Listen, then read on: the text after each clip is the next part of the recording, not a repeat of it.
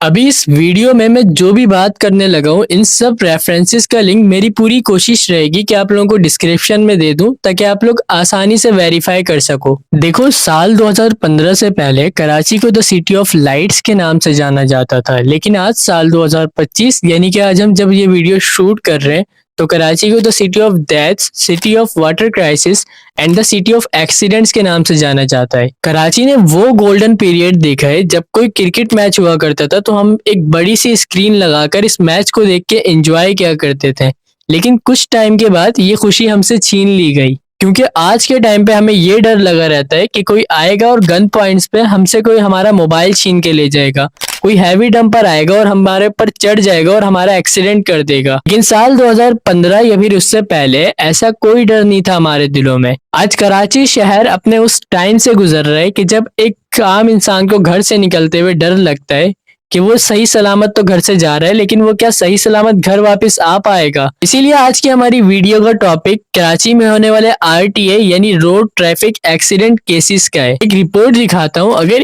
हिम्मत है तो आप ये पढ़ लेना। मैं इस जैसी आपको सैकड़ों रिपोर्ट्स दिखा सकता हूँ कराची के अंदर, लेकिन आज हम ब्रीफली बात करेंगे RTA केसेस के ऊपर।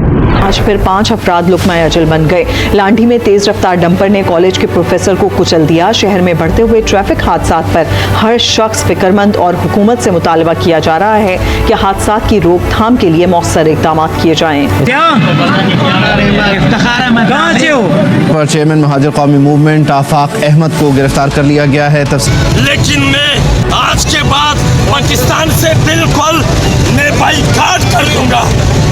देखो, यहाँ पर बिल्कुल भी ऐसा नहीं है कि साल 2015 या फिर उससे पहले कराची के अंदर कभी रोड एक्सीडेंट्स नहीं हुए हैं, लेकिन एक छोटा सा एक्सीडेंट भी बहुत बड़ा एक्सीडेंट माना जाता था उस टाइम पर। साल 2016 में एक रिपोर्ट आती है और इस रिपोर्ट में पता चलता है कि कराची के अंदर हर साल 30,000 RTA केसेस रिपोर्ट होते हैं, और इसी रिपोर्ट से हमें पता चलता है कि साल 2016 के फर्स्ट 4 मंथ्स में हर 2 दिन के अंदर 5 RTA केसेस रिपोर्ट हुए हैं। साल 2021 में जिना पोस्ट कार्ड मेडिकल सेंटर की एक रिपोर्ट आती है और इस रिपोर्ट में हमें पता चलता है कि साल 2019 से लेकर साल 2020 तक 246 RTA केसेस कराची के अंदर रिपोर्ट हुए हैं। अगर मैं लास्ट ईयर 2024 के RTA केसेस रिपोर्ट्स की बात करूं तो 775 लोग मारे गए इस साल रोड एक्सीडेंट्स में और 8,111 लोग इंजर्ड हुए साल 2024 के रोड एक्सीडेंट्स में। अगर साल 2025 के फर्स्ट 4 मंथ्स की RTA केसेस रिपोर्ट्स की हम बात करें तो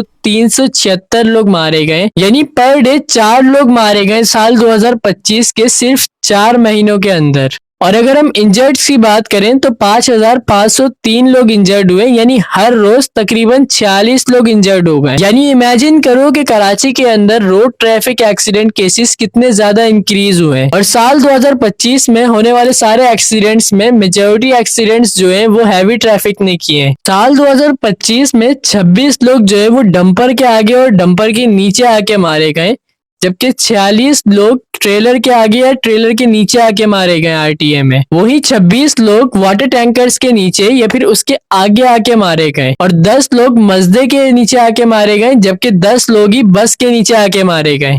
अब ये सब कुछ सुनकर और देखकर एक सवाल तो आ रहा होगा कि कौन फैसिलिटीज दे रहे इन इंजर्ड पर्सन्स को और कौन RTA केसेस को रोकने की मुहिम चला रहा है या फिर कौन रोकने की कोशिश कर रहा है। तो आपको इस बात का जवाब मिलेगा कि कोई रोकने की कोशिश नहीं कर रहा है इन चीजों को, कोई फैसिलिटीज प्रोवाइड नहीं कर रहा है इंजर्ड पर्सन्स को, यानी कोई कुछ भी नहीं कर पा रहा है या फिर कुछ करना ही नहीं चाह रहा। बस कराची तो जैसे चल रहा है वैसे ही चल रहा है। कराची में होने वाले इन RTA केसेस को देखते हुए मुश्किल से 2 या 3 पार्टीज इन रोड एक्सीडेंट्स को कंडेम करती हैं। एक पॉलिटिकल पार्टी MQM यानी महाजिर कौमी मूवमेंट करके, इनके लीडर आफाक अहमद है। आफाक अहमद एक प्रेस कॉन्फ्रेंस में बहुत ही कंट्रोवर्शियल स्टेटमेंट देते हैं। इस प्रेस कॉन्फ्रेंस में वो स्टेटमेंट देते हैं कि अगर कराची गवर्नमेंट से नहीं समझ रहा तो कराची की यूथ अपने हिसाब से देख ले, यानी अगर हैवी ट्रैफिक चल रहा है और वो एक्सीडेंट कर रहा है तो यूथ जो है वो अपने हिसाब से इस चीज को मैनेज करे। अब आफाक अहमद के इस स्टेटमेंट के बाद कुछ डंपर्स और कुछ हैवी व्हीकल्स को जला दिया जाता है, जिसके बाद आफाक अहमद पे FIR की जाती है कि इन्होंने यूथ को भड़काया इस चीज के लिए कि जलाओ घेराव करो, और आफाक अहमद को अरेस्ट भी कर लिया जाता है। आपको कराची से, जहां पर चेयरमैन महाजिर कौमी मूवमेंट आफाक अहमद को गिरफ्तार कर लिया गया है। तफसील कुछ दिनों के बाद आफाक अहमद तो जेल से बाहर आ जाते हैं, लेकिन नॉर्थ कराची पावर हाउस चौरंगी के पास एक एक्सीडेंट होता है और इस एक्सीडेंट के बाद कराची की यूथ 9 डंपर जलाती है पावर हाउस चौरंगी के पास। एक ये ना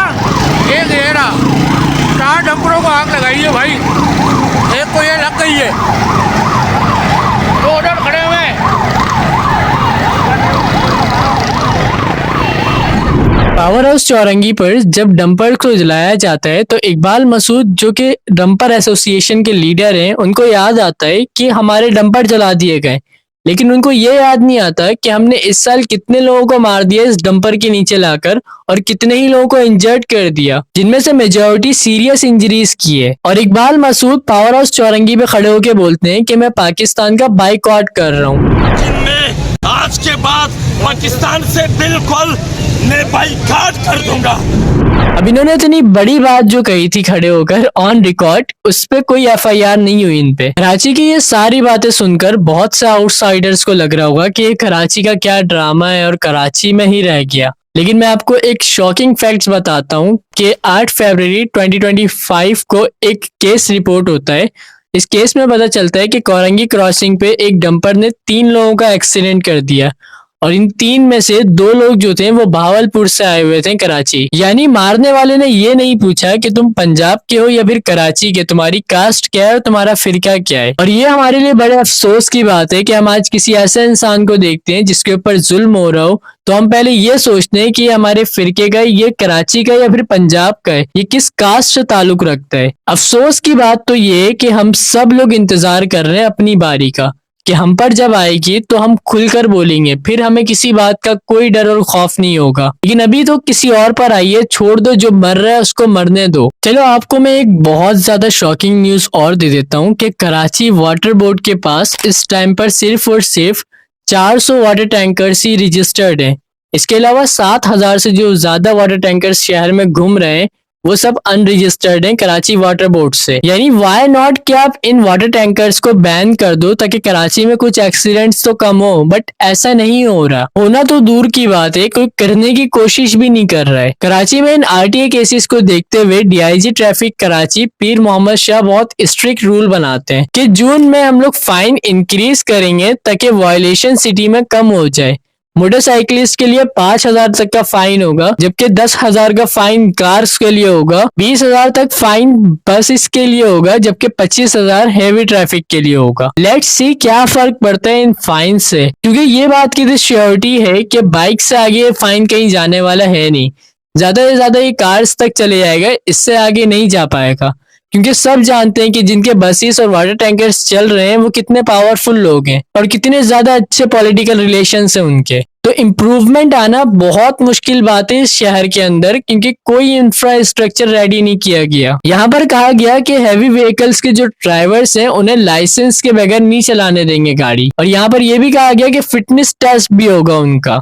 बट क्या फर्क पड़ता है इन सब चीजों से अगर एक इंसान 50 किलोमीटर पर आवर की स्पीड से मिनिमम गाड़ी चलाता है। इतना ब्रूटली एक्सीडेंट किया जाता है इस सिटी के अंदर कि इंसान की लाश पहचानना मुश्किल हो जाती है।